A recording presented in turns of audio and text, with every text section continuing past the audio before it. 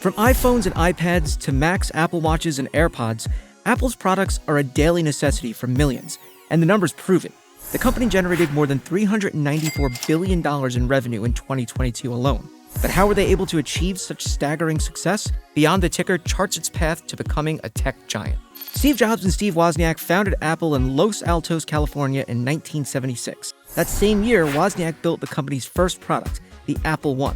Apple debuted the Macintosh with its now iconic 1984 commercial during Super Bowl XVIII. The Macintosh stood out because it was the first mass-market personal computer to feature a graphical user interface and mouse.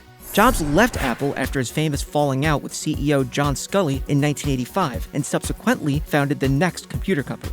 In 1991, Apple introduced the PowerBook line, which set the standard for most modern laptops. In 1996, after a run of CEOs, Jobs returned to Apple. The company purchased Next to use as operating system and named Jobs interim CEO in 1997. Apple introduced the iMac in 1998, and the line would go on to sell millions of units. 3 years later, Apple debuted its first iPod, which could store roughly 1,000 songs. In that same year, the company opened its first Apple stores. But it was in 2007 that Apple unveiled its most important product of all, the iPhone. A revolutionary device, the iPhone helped create an entire business model around apps and the App Store. Jobs suffered from pancreatic cancer towards the end of his second term as CEO. He resigned from the company just before his death, and Tim Cook took over as CEO in 2011. In 2015, Apple took the wraps off of its first new device since Cook took over as head of Apple, the Apple Watch.